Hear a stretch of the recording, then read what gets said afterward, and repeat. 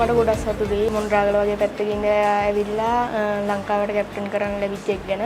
ඒ වගේම මම පුළුවන් තරම් මගේ කණ්ඩායමත් එක්ක මට පුළුවන් උපරිම ටීම් එකත් එක්ක දෙන්න බලාපොරොත්තු වෙනවා මැචස්. තනතිරු අපේ රටට වැඩිය ගොඩක් වෙනස්. විශේෂයෙන්ම අපි සෙල්ලම් කරන්නේ සෙනා රටක. ඒත් එක්ක බලද්දී පන්දුව දඟ කැවෙනවා ගොඩක් අඩු වෙයි.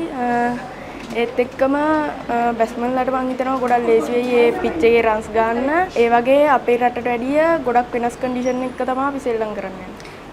අපි යන්නේ ටීම් එකක් විදියට හොඳ මැච් වගේ සෙල්ලම් කරලා පුළුවන් උපරිම ටීම් එකත් එක්ක හොඳටම සෙල්ලම් කරලා මැචස් ටික දිනන්න. එක කණ්ඩායමකවත් සෑල්ලුවකට දාන්න බෑ. මොකද කණ්ඩායම් දෙකම හොඳ රටවල් දෙක. එයාලත් එක්ක පුළුවන් උපරිම අපි ෆයිට් කරලා මැචස් දිනන්න තමයි ප්ලෑන් එක.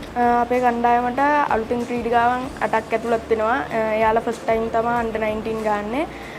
ඒත් එක්කම කණ්ඩායම බැට්ස්මන්ලා බෝලර්ස්ලාගෙන් වගේම ඕල් රවුන්ඩර්ස්ලාගෙන් ගොඩක් සවිමත් ටීම් එකක් ඉන්නවා.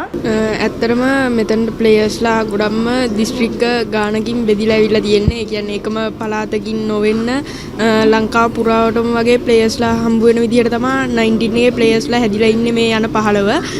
ඒකෙදි එයාලා ස්කූල් ගහලා දිස්ත්‍රික්කයට දෙట్లా එතනින් ගහන සුපර් ප්‍රොවින්ෂල් එකේ ටීම්ස් අතරින් තමයි එයාලා මෙතන අන්ඩර් 19 පූල් එකට එන්නේ. එතකොට එයාලා එහෙම ඇවිල්ලා අපි ඉස්සෙල්ලාම 25 ස්කොඩ් එකක් තමයි මෙතනට ගෙනාවේ. ඒකෙන් 20ට ඇවිල්ලා ඒකෙන් 15ට ආපු ටික තමයි මේ ඉන්නේ. එතකොට ඒ ප්‍රෝග්‍රෑම් එකේ ලංකාව පුරාම විදින ප්‍රෝග්‍රෑම් එක නිසා තමයි ගොඩක් ප්ලේයර්ස්ලා අද මෙතන ඉන්නේ ගම්වල. ඇත්තටම NSL ටූර්නමන්ට් එකේ අපි ගොඩක් දේවල් ඉගෙන ගත්තා. ලොකු ප්ලේයර්ස්ලාත් එක්ක ගහද්දී එයාලා කොහොමද ගේම් එක රීඩ් කරන්නේ, එතකොට එයාලා කොහොමද එයාලගේ එක්ස්පීරියන්ස් යූස් කරන්නේ මැච් එක මැද. අපි ඒ වගේ ගොඩක් දේවල් එයාලගෙන් ඉගෙන ගත්තා. මං හිතනවා ඒ ටූර්නමන්ට් එක ගැහුව එක අපිට ගොඩක් හොඳ වුණා මේ ඉස්සරහට එන ටූර්නමන්ට්ස් වලට යනකොට.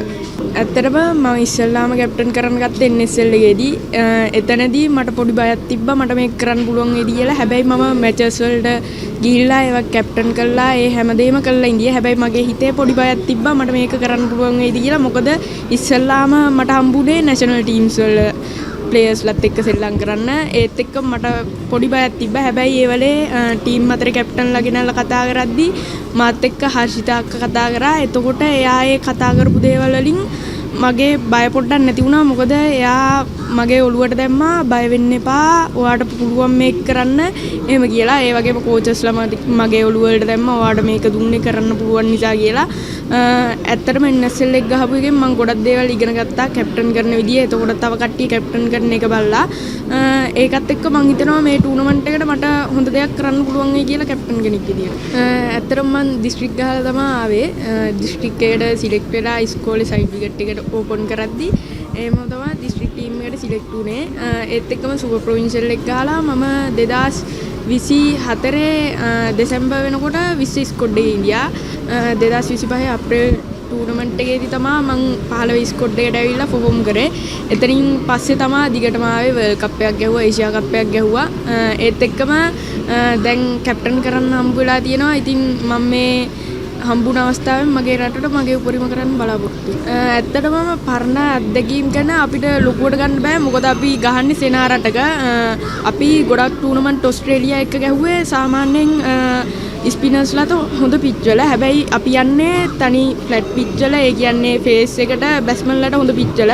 එතකොට මං හිතනවා මේ ලංකාවේ කන්ඩිෂන්ස් ඒ කියන්නේ ආසියාවේ කන්ඩිෂන්ස් වලට වැඩිය ඕස්ට්‍රේලියා රටේ කන්ඩිෂන්ස් වෙනස් වෙයි කියලා. එතකොට අපිට කිසිසේත්ම යාළුව අවතක්සේරු කරන්න බෑ අපි සෙල්ලම් කරලා තියනවා කියලා. මොකද එයාලගේ රටේ ගහන්නේ එයාලට හුරු කන්ඩිෂන්ස් තියෙන්නේ ටීම් දෙකටම. මොකද ඒ දෙගොල්ලොම සෙනා රටවල් වලින් එන ටීම් දෙක. එතකොට අපිට ඒ කන්ඩිෂන්ස් වලට හැඩ ගහන්න පුළුවන්. මොකද අපි මේට කලිනුත් ගිහිල්ලා සෙල්ලම් කරලා තියනවා. අපි ඒ ටූර්නමන්ට්ස් එක හොඳට කරා.